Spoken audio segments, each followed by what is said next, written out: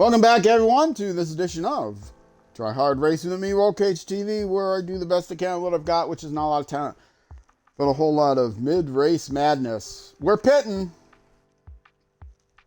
We're in the middle of the last race of Season 1. Next YouTube episode will be Season 2.1. Exciting, right? Doing the final race, but doing it as a unofficial pickup custom race because I did not qualify for the race. If you missed part 1 of this, I did 1, maybe 2 laps, maybe both laps without falling off. I know I didn't fall off the last lap. Go watch the previous YouTube video. youtube.com/@RollCageTV. Look for the TT Isle of Man playlist. Isle of Man 3, I guess. Anyways, what was I doing? Yes, I have to hit back to unpause. Then they'll fill up my gas tank. Refueling complete. Excellent. Wait. Refueling completed?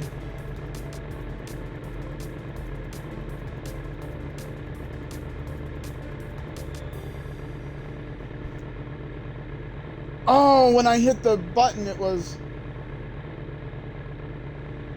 Okay, well, I should have enough gas. When I hit the button, I hit the button saying, stop fueling me. Oh, so I didn't get a full tank. Oh, I'm going to have to pit again next. I might have to pit again next lap. Oh, that stinks. It's not the pause button, but I hit the confirm button. And apparently the confirm button confirmed that I didn't want all that much gas. Fuel. I probably have enough fuel to get me through 2 laps, but if I don't, I'll actually DNF. So I'm probably going to want to pit. Because I'm going to be last regardless. So, it doesn't matter. Better safe than sorry. Better to be last than to be last. Better to be last because I'm slow than to be last because I ran out of fuel. It's still showing green though, which means I have more than half a tank. I think it goes yellow at half a tank. I should have enough. Yeah, I'm sure I'll have enough, right? I'll have enough. I can't really see the gauge all that clearly other than I can see that it's still green. I think the gauge goes yellow at half a tank. Well, we'll find out. If I get through this lap and it's still green, I'll know that it doesn't change color, and I'll have to. I know I'll have to pit. I know it goes red when you're about to run out, but I don't know if it goes yellow. When you're in the bike setup and you get to half a tank, it goes yellow. But I don't know if the thing goes yellow while you're racing.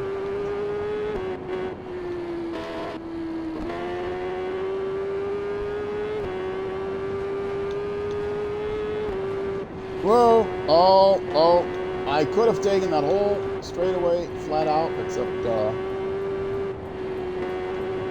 I started to wiggle. Wiggle. So, there's a Ocean Spray cranberry commercial out now on YouTube. It's a YouTube ad. You know, normally after 5 seconds I hit the skip ad, but this intrigued me, so I watched most of it. I did say skip ad just before it ended because YouTube now you can't. They don't serve you one ad anymore. Every ad break is 2 ads. They've gotten a little bit crazy with the ads on YouTube. But Yeah, it's Ocean Spray Cranberry for the holidays, and they're all sitting there, 8 people or something, holiday dinner, and somebody comes out and they're just sitting there quietly. Somebody comes out with the Ocean Spray Cranberry on a tray, like 3 cans of it. Which, I mean, it's gross, right? We all know it's gross. The cranberry jelly in a can. I want to say cranberry juice. You know, the jellified cranberries. Ugh. But they're playing it up, so, you know, with a humorous commercial. And he sets it on the table and it starts to wiggle, and then all the people slowly start to wiggle, and then they wiggle more and more, which causes the cranberry juice to wiggle more and more. I don't know if it's supposed to be magic or if it's them wiggling at the table. It's causing it to wiggle because of they're bumping the table or something. Anyway, so everybody starts wiggling. By the end, they're all wiggling around crazy, throwing their arms up, and it's an entertaining ad. There's still no way I would eat canned cranberry jelly.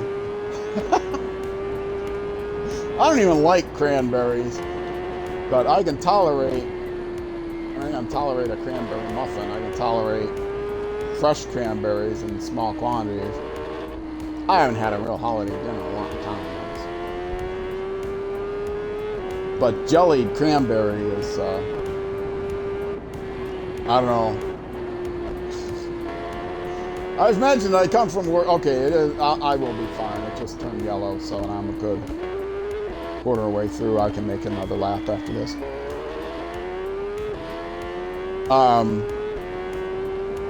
Yeah, can't. Even though I grew up working class. Well, I mean, I grew up poor enough that didn't have real holiday dinners with even canned cranberry stuff. But then, you know, I went to college and had a professional career, and you know, so I got snooty and refused to eat canned cranberry. I can afford real cranberries. And I'd eat cranberry jelly for the holidays. Now I'm retired. I still wouldn't eat canned cranberries, but like I said, I don't have holiday dinners. I don't have a family or anything, so I don't have holiday dinners anymore.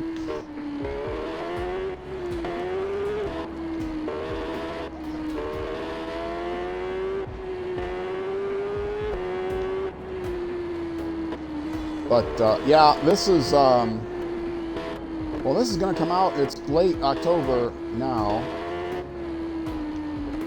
Halloween's coming up. Boy, my ex-wife loved Halloween. Anyway, let's not go there.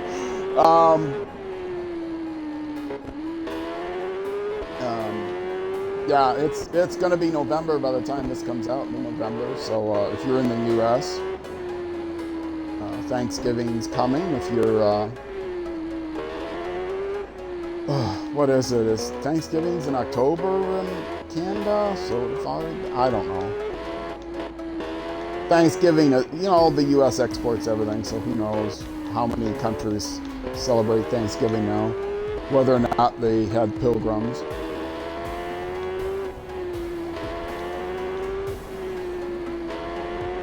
Thanksgiving is arguably a better holiday than Christmas in the U.S.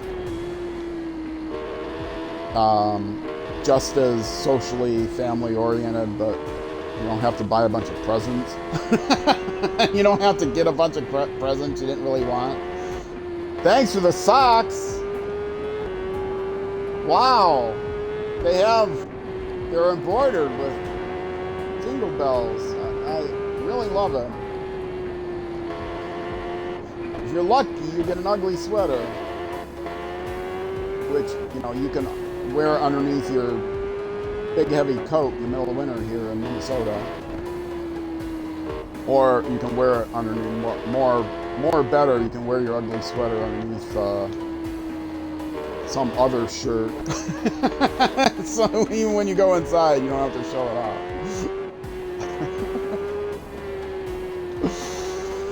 Though ugly holiday sweaters are a big popular thing in the upper Midwest, so I tease, I make fun. Jumpers for you in the east of the Atlantic, in the English-speaking world.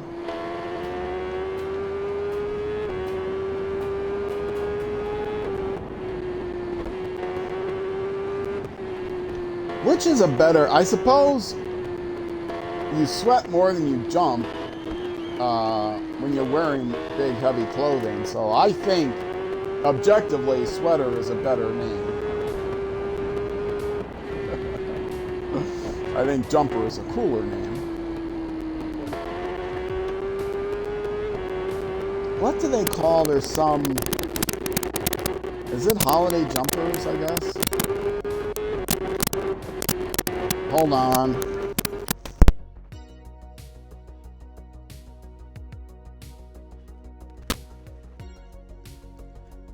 Oh, this is so distressing when that happens. I really should cut my mic while I'm doing that. Plugging it back in. Oh well.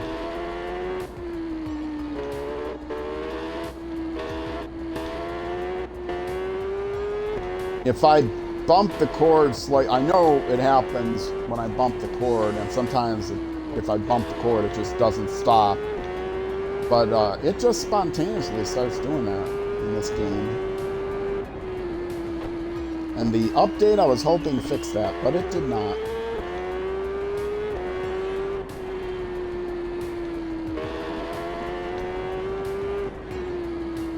I know it's quite irritating, I apologize.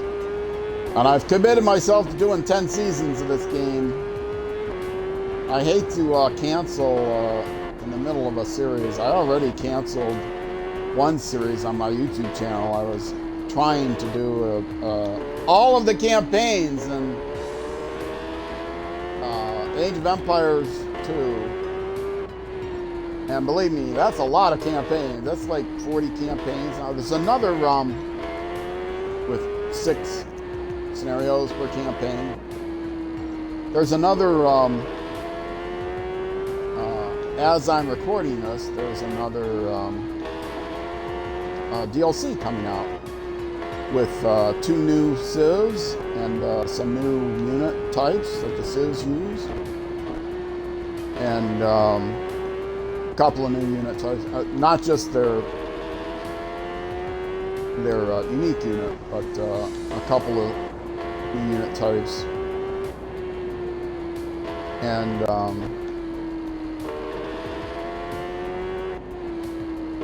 also a rework of the Persians, and the Persians need a lot of rework, so though that you don't need to buy the DLC for, but it's on sale if you're watching this on Twitch before the end of the month, before the end of October, and you're into Age of Empires, 15% off if you order it before the end of the month. Yeah, I love Age of Empires 2. I played it. I played enough that I would never buy Age of Empires 4, because to me Age of Empires 4 is just Age of Empires 2 light with nicer graphics, and I don't care about the graphics. I'm like the pro players in that I refuse to play Age of Empires 4. When Age of Empires 4 first came out, Microsoft was actually paying pro players to play it. Microsoft and like maybe Monster Energy as well, because they were sponsoring the big Wololo tournament. Which I don't know if there's going to be another one this year. You might have seen the last of them. I don't know. But once they stop getting paid to play it and stream it, obviously they're going to play it. They're going to have to stream it to practice. If you're going to practice, you might as well stream it. But yeah, they've all said, okay, we're not playing anymore. We're not getting paid to play this game. we're not getting paid to fix stipend amount and get our entry fees paid and all that stuff to play this game. So we're not gonna play this game just for the prize money because it stinks.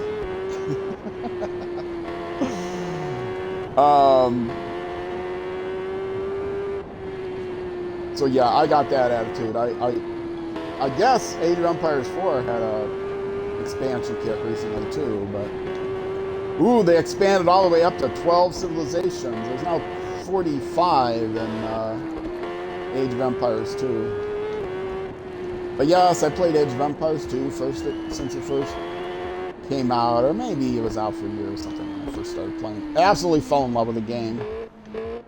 But I don't have the reflexes, brain reflexes, or physical reflexes to play real-time strategy games anymore, I found out. I mean, I loved the campaigns when the game first came out, but I did not even get through the original campaigns with when I tried to stream them.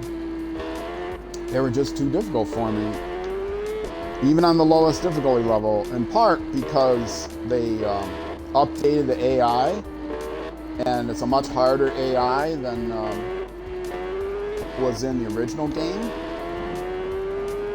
And so the campaigns, even the lowest level AI, which is if you play the campaign on lower levels, not only does this change the campaign setup, but it also uses a weaker AI, I think. But the weakest AI, new AI, is much stronger than the old weakest AI. It may even be stronger than the original CD version higher AI. So yeah, I'm sure it is. So this is the definitive edition. In the definitive edition, you can select, which I still highly recommend. It's fun. I just have to do skirmishes because I can't get through the campaign. I could get through the campaigns using cheats, but I didn't think using cheats was the right way to go on a YouTube series, so I just got too frustrated too. I could someday go back to the campaigns if I use cheats to get through the last couple scenarios of each campaign, or get through the harder scenario of each campaign. And on the wiki, you can see how to cheese some scenarios. I did big on cheesing. I had somebody commenting, a guy I made friends with, commenting on the YouTube channel that was like, you shouldn't use cheats. You can do it without cheats. You can do it! But no, I couldn't do it. Not cheats, but cheese. But a lot of the cheese that's published didn't work anymore. They fixed, quote unquote, the scenarios, so you couldn't get away with the cheesy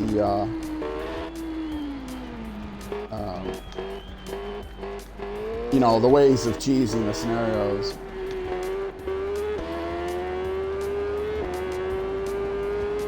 Because I'm not above cheesing, because I at least can get 1 star or whatever it is, and a bronze ward or something. Get the thing checked off. You can't get it checked off if you use cheats, but you can still open up the next scenario if you use cheats. So I could get through all of them. But I haven't played in a while now, but I'm still gonna get the expansion kits because I do play the skirmishes, and I've got an online friend that I can play team scenarios with. I don't know if they've released any team scenarios in a while though. I don't think they have. By a while, I mean like since the definitive edition came out. Not since it came out on console, for sure. I did not get it immediately when it came out on console because I didn't know it was out on console, which is a bit of a shame because they have special events. Oh! Well, there we go. I fell off this lap. Where you can get special add-on kind of. Well, you can get icons, player icons, which I mean they're all terrible. I don't care about. But there's some cosmetic map changes and stuff. Like one was a spices themed one, Spice Road or something like that, where you could change the look of the farms to be like purple saffron fields, and you could change the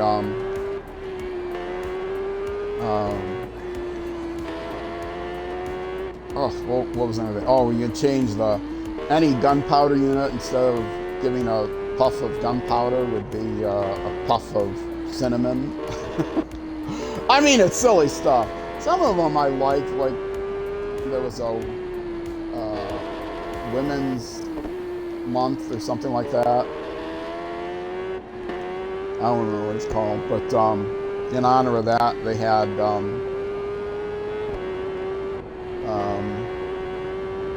a couple of mods that I liked, like changing king characters to queen characters. I think I still have that one turned on, although I don't really play Regicide. And that was a mod that was available on PC for a while anyway, as a user mod, but this is an official mod. But you could only get it if you did that event, which doesn't seem right. So yeah, there's some cosmetic mods you get, and they have events like every month-ish. They didn't have one in October. They'll have one. Well, maybe it'll start in October. I think it's being released on the 30th, so it'll start on the 30th or 31st or something. So they'll call it the October update event. So it'll really run until mid-November. Usually events are like 2 weeks. And you can only do one of the events a day, or one of the challenges a day. The events are challenges, and if you go through the challenge, you get a benefit, either a new player icon that you can use, or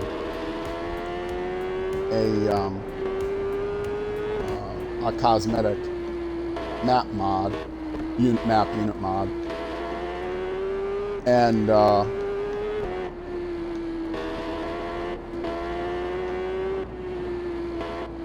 so, what was I saying? I got my brain got distracted now. Often does. Pay attention, Wolcage. But yeah, oh, sorry about that. Lip smacking, huh? Yes, you have these challenges that you do, and there's 6 challenges, but one you get just for logging into your account. And each challenge you get one of the bennies, one of the cosmetic bennies. But you only do one a day, so you need to have at least 5 days to do all of them. I think it's the 6th one you get right away, and you don't have to wait 24 hours. Or the next day. It's not 24 hours, whatever the day is. And the challenges are pretty easy, because you can do them in skirmishes, so you can set up the skirmish. I don't think you can use cheats, but other than that, you can set up the skirmishes, give yourself handicap,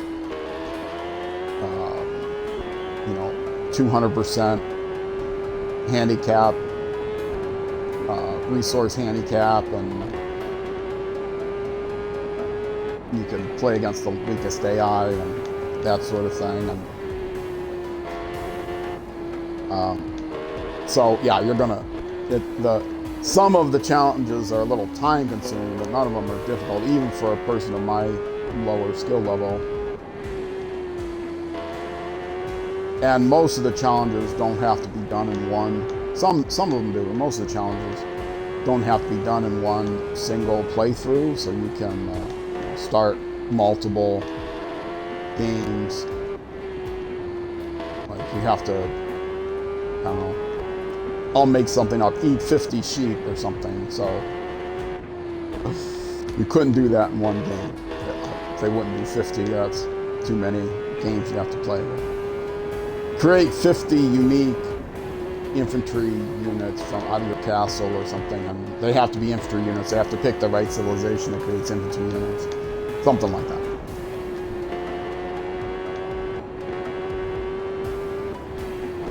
Yeah, the previous expansion kit before this one, and I don't remember I think it's Armenians and somebody else. Ugh. Another Caucasus civilization.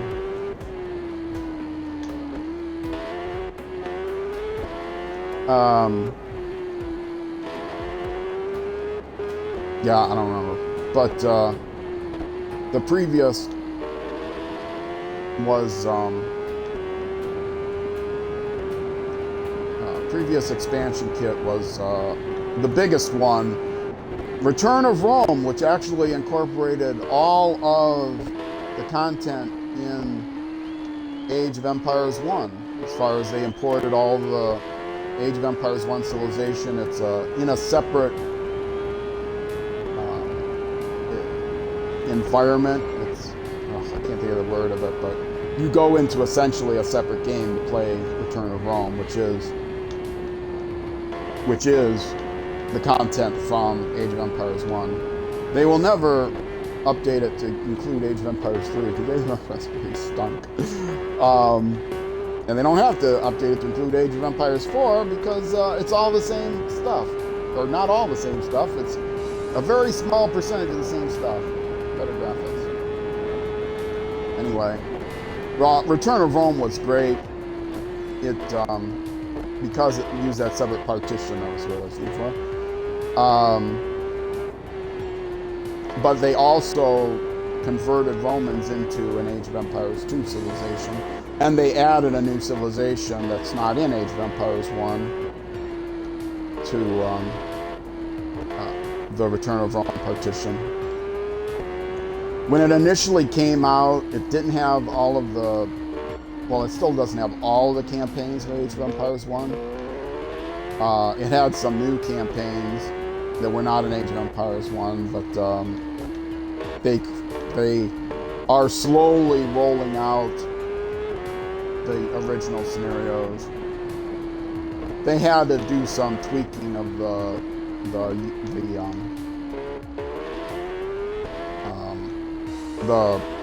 AI, because the AI did not know how to handle the Age of Empires 1 specific stuff, but that's been worked out. The AI can play Age of... It was silly because in Age of Empires 1, one way you can win is you control basically these victory areas, and then another way you can win is by gathering all of these special units. Which are really weird, but anyway. I don't know if you can win. It's kind of like a wonder in Age of Empires 2, or all the relics, hold them for a certain period of time in Age of Empires 2. So you need to control all these items, like the relics, for a certain number of turns, or you need to control these I don't know if it's all of them. Yeah, maybe it's all of them. Victory areas. Be kind of like a King of the Hill, but there's like 3 of them or something. And the AI was just so an alternative way to win the game. And the AI never tried to get any of them because the AI didn't know about them, and so it was really easy to beat in any skirmish. But yes, they updated the AI, so it actually goes for the victory. It understands all the victory conditions now. So I highly recommend it. If you're into Age of Empires 2 and you don't mind, and you're into it enough that you don't mind buying some of the DLC, the Return of Rome DLC does have the most content. Now, It has the most content if you are okay with playing Age of Empires 1. It only adds one new civilization to the Age of Empires 2 partition, but it does add an entire new game mode. Actually, it adds a new game mode in wasn't in Age of Empires 1. But it adds another Age of Empires 1 civ, the Nam Viet, which is Vietnam players are really into this new game mode in Age of Empires 1, so they still play Age of Empires 1. So this was done as much for their benefit as anyone. And there's a game mode that they're really into playing that's really popular in Vietnam for there aren't official, it's just by agreement they play this game mode, and this one they added that game mode in. But yeah, it's fun to play the Return of Rome partition stuff. It's very different. I mean, it's not very different. It's mostly similar, but there are quite a few differences. A lot of the differences are certain buildings seem to not make sense, that you would need these buildings to do these things, or these upgrades. So it's hard to get used to. One of the things Age of Empires 2 did is it kind of simplified the building upgrades and made more sense.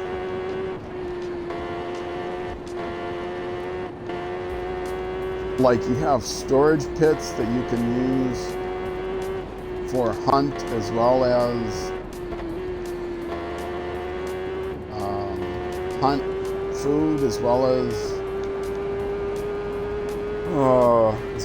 woods, I think. You still need mines, and you can also, so there's no wood encampments. It's like organized in a weird way if you're used to Age of Empires 2. Although one of the things the new expansion kit gives you, the two new civilizations use donkey carts, which are actually mobile buildings. They're considered buildings for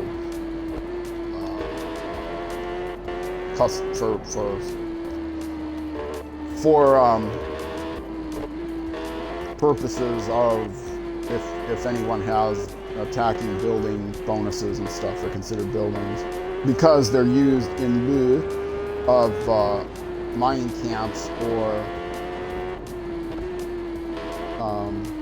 you can't build mining camps or lumber camps. You have to use these donkey carts, but they're mobile, and the nice thing is they will automatically follow the wood line if you assign them to basically a tree, and when that tree is gone, they'll move to the next tree, just like your workers will move on to the next tree.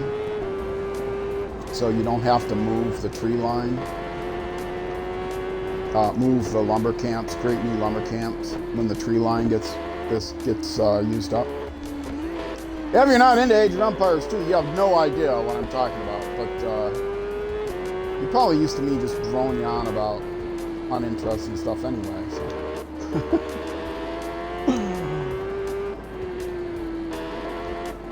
Yeah, it's, as you can tell, I'm into Age of Empires 2. It's a nostalgia thing as much as anything else.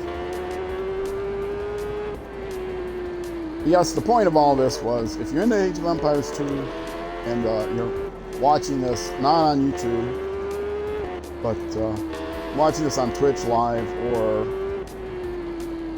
on the VOD before the end of October, 20 or 15% off through the order. And I do not remember what it's called. Mountain People or something. I have no idea what it's called. It's the latest DLC. Console or PC.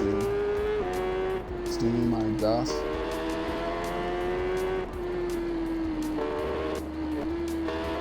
Or Xbox. Maybe it's not on PlayStation. I'm not sure. Oh no! It's a Microsoft product, so it may not be on PlayStation.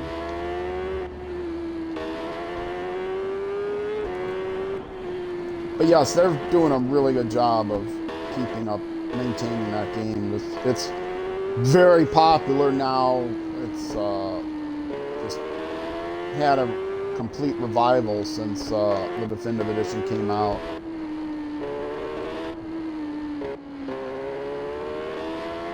And of course, since it's on the Xbox, you know, that's a whole new audience. And you might wonder, wait a minute, you can play on Xbox, you usually use the controller. Can you play with a controller on a real-time strategy game? And the answer is yes. They actually have really good controller support, which is also makes things a little bit more difficult because you don't have hotkeys and stuff. But I cannot play any kind of game with a mouse and keyboard anyway because my tendonitis is too bad in my wrists and fingers. But yeah, they have really good consoles, or really good controller support. And you can play with a mouse and keyboard on a console, on a Xbox. Unlike I was mentioning that I'm playing Order of Battle World War II, which is a World War II strategy game, hex, you know, hex-based strategy game, hex spaces. Trying to not say hex squares, but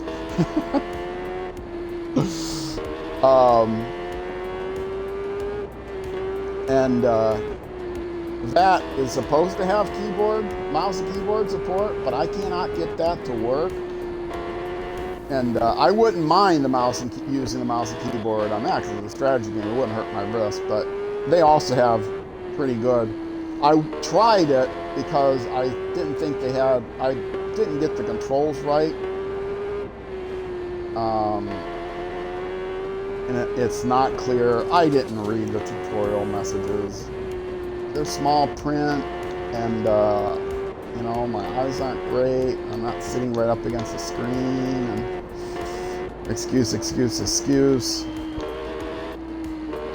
So I didn't know you could hold down this one button to pull up a selection wheel to do these extended action commands. So I was feeling like, do I need the mouse and keyboard to be able to do those? So I plugged in the mouse and keyboard and switched to the mouse and keyboard interface, and it just, on my Xbox One X at any rate, it just locked up and said, okay, switching now, switching input devices, still switching, trust us, we're still switching. They weren't switching, it was completely locked up.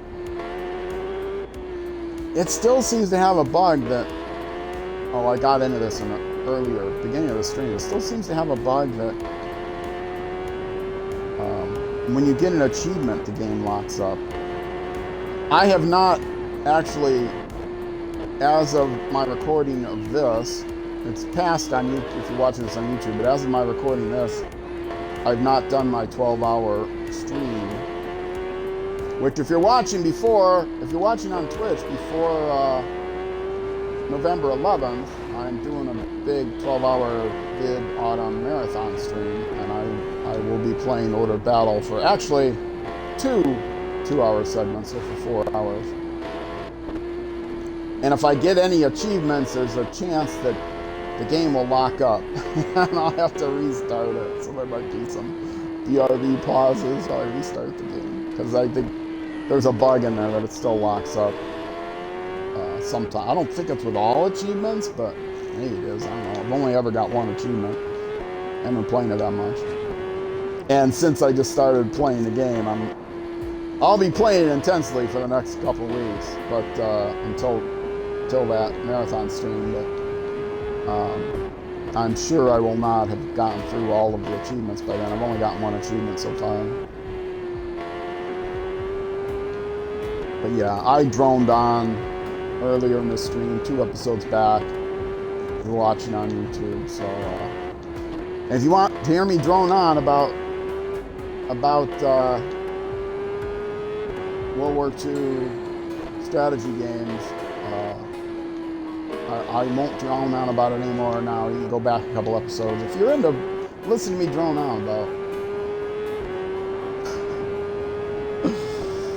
I think I publish a lot of Civilization 6. I stream that a lot and publish that on my YouTube channel. And I think my Civilization 6 audience would be a little bit more into World War II. Whoa! Oh! That is a tough turn. Into World War II strategy games than my racing audience.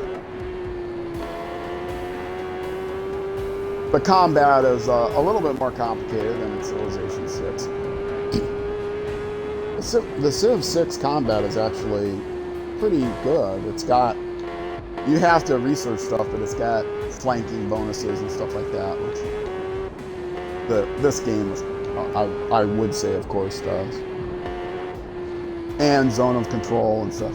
One thing about zone of control in Civilization 6, it's more like your classic board game, tabletop, I guess they call them tabletop games now.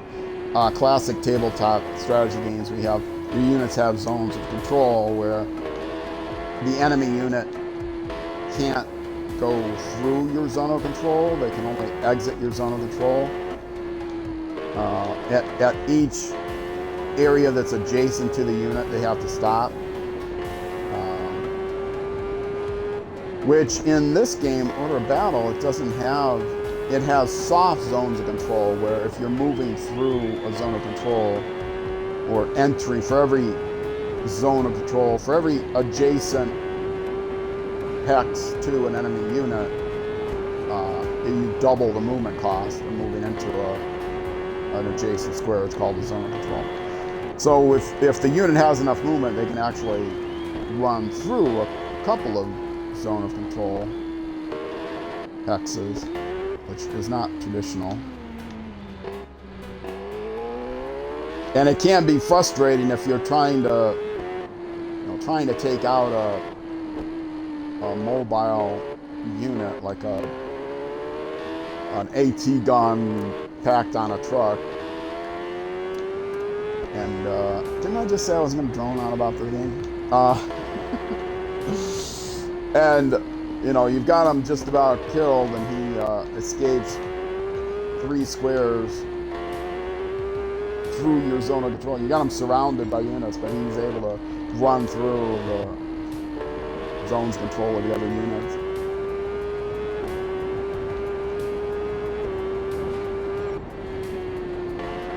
But actually, it calculates, it takes damage as they're running away.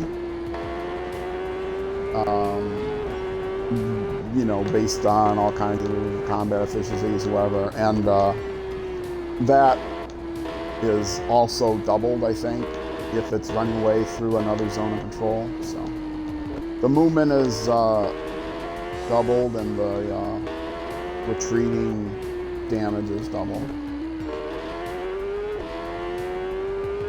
Okay, enough about Order of Battle. It's a new game I just got. So I'm going on. I can go on about Ride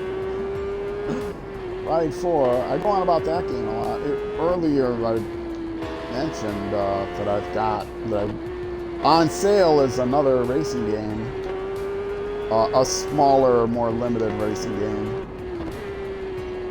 that I don't know anything about.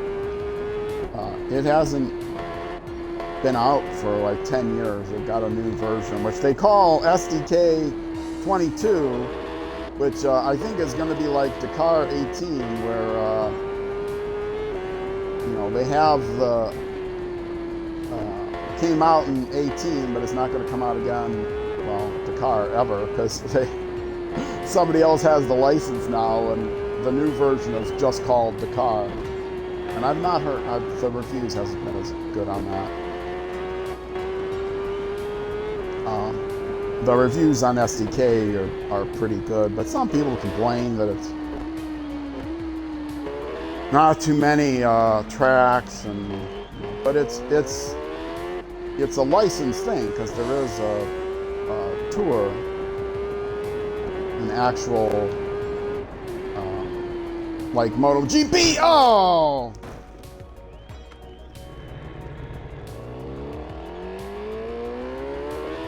An actual tour, but there's only like 4, it's miniatures, there's only like 4 events or something, so that's all you get is the 4 courses, which, this game only gets you one course essentially. I mean, no, they have other courses in this. So it may not even be worth the $10, whatever it's on sale for. It's a motorcycle game, and it's super bikes. Although rims would be a better investment, but rims is expensive still. Yeah, I doubt if there's going to be an SDK 23. I mean, it would have come out by now if there was. Or even a 24 or a 25. But I guess I collect motorcycle racing games, so I should get it. I've got enough Microsoft reward points that it wouldn't cost me anything.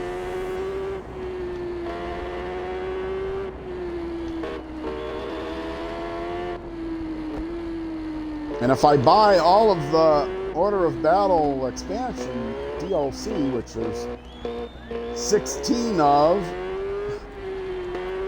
for like $240 for the whole thing, well, I'll get even more Microsoft credits, right? It's worth spending money because you get cash back, like 0.1% or something.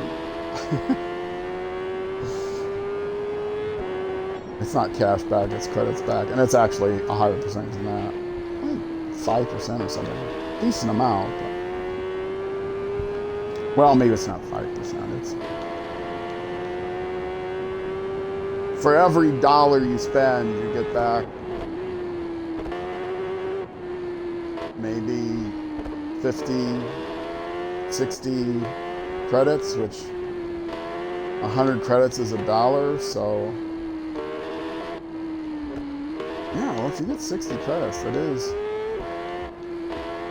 6%, right? That's 60%. Oh, they wouldn't do that. I don't remember what it is.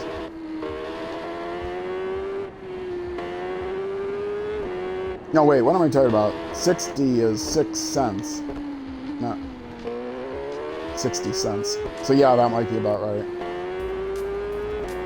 So for every dollar, if you get 60 credits, that would be 6%.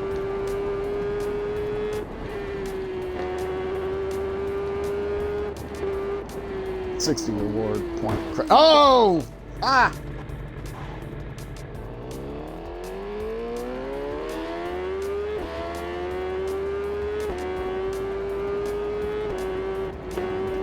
Yeah, double checking. Had to stick my tongue out for that.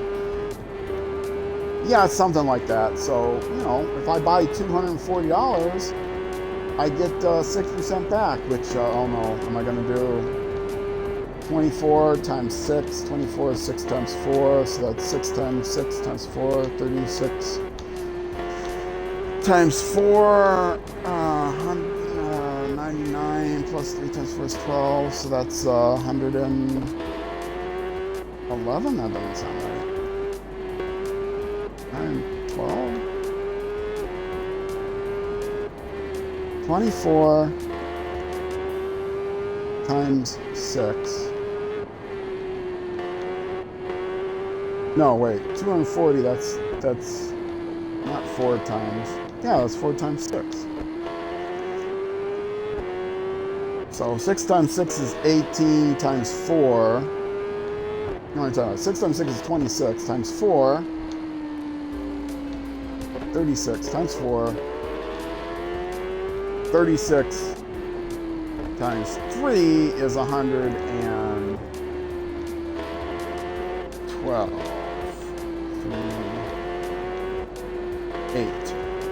108. So add 3 times 4, which is 12. 120. Oh, that can't be right. Anyway, let's say it's 144. Somewhere in there. So for $200 investment, I get back $1.50 about that. Whatever 6% of 240 is, I get that back.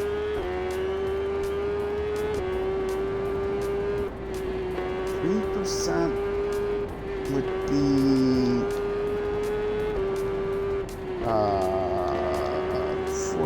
480. 24 times 3 is 6. It's not 64, right? 48 and 24 is 62. It can't be right. It has to be divisible by 3.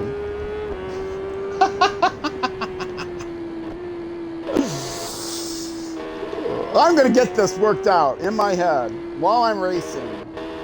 The amazing roll cage. Mental gymnastics while I'm racing and drinking a glass of water.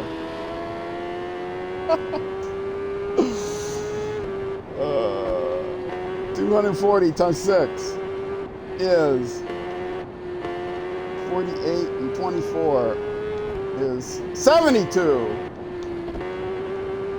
72, 144. Yes, I was right. It's 1,440. So that's $1.44 approximately for a $240 investment. That's worth it.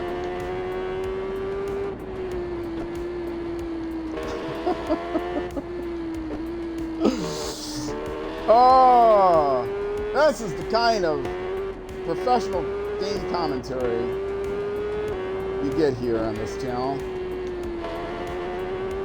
Is this the wrong time to say please subscribe?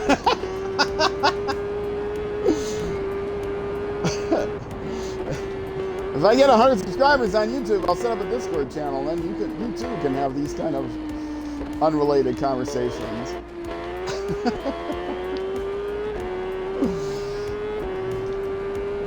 I think if I set up a Discord, only about a 10th of the Discord channels will have anything to do with gaming. Oh, of course there's going to be a pets one for pet pictures. And if you post black cat pictures, I'll double your experience points or something.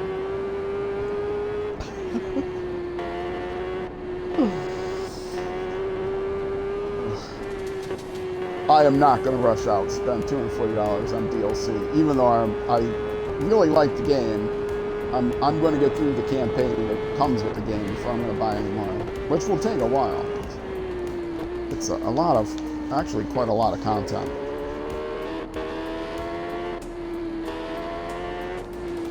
Yeah! Oh! Saved it!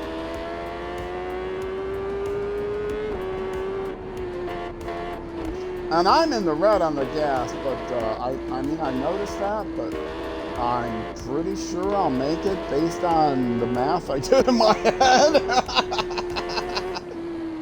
Because I have demonstrated how good I am at mental math.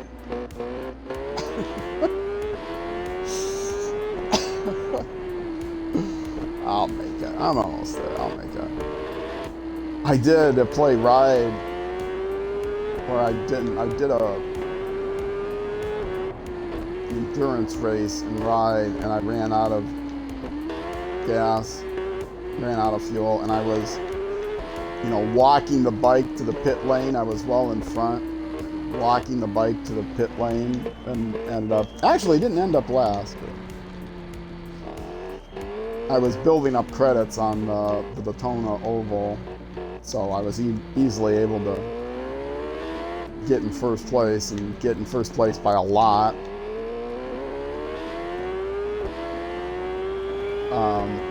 But that meant, because I ran out of fuel, I had to block it to the pit lane.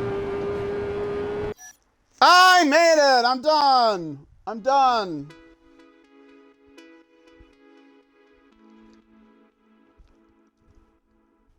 What was my best lap?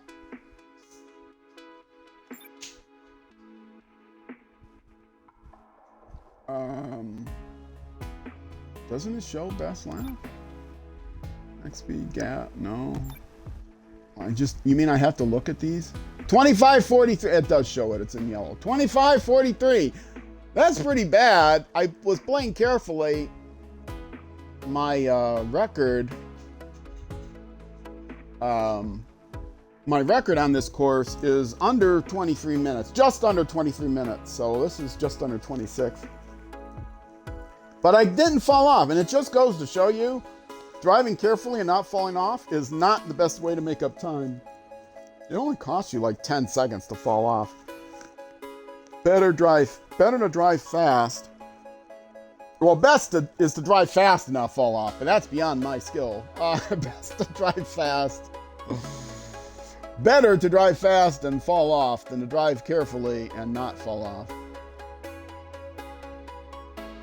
I think I have demonstrated. And remember what I was saying about even the best AI, even the number one finisher would not have qualified. Even the number one finisher at the lowest AI skill level would not have qualified in 20 minutes. Yeah, no, they didn't qualify. The best lap,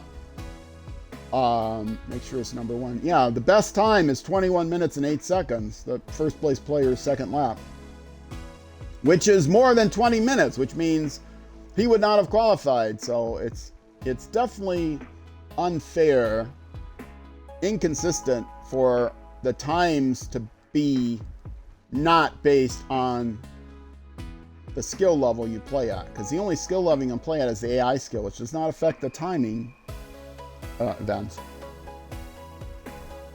the timed events, which, if you ask me, is unfair to the weaker players because they'll never qualify, and it's unfair to the stronger players because I said so, because they'll qualify too easy. There'll be no challenge to qualify if you play against the highest skill level. Anyway, well, that's been almost, I was hoping that maybe I could sneak in a, let's actually continue. I don't get credits, do I, for an official race? No, I don't, for a pickup race. But that's going to do it for my stream. And that's it for the YouTube episode. So if you are on Twitch, stick around. I am going to find someone to raid. If you are watching on YouTube, I will see you in the next episode. All my episodes are in my TTLman 3 playlist on YouTube. youtube.com/@RollCaseTV. You can look it up. Yeah, the TTLman videos drop Saturdays and Sunday evenings at 6 p.m. U.S. Central Time. Rest of the days, Monday through Friday, Civilization 6 p.m. Monday through Friday. So every day on YouTube, I've got some content. Some Dirt Rally drops also 4 weeks out of the month at noon on Saturdays. And streaming 4 days a week, Tuesday, Thursdays on Twitch, 6:30 p.m. U.S. Central Time. Saturdays and Sundays I do racing, 12:30 p.m. U.S. Central Time. Anyway, thanks for watching. I hope you have a great night, great afternoon, great evening, great morning. Let's do them all out of order. Or whatever it is until I see you again. Twitch, stick around. I'll see if there's someone to raid. YouTube, bye-bye.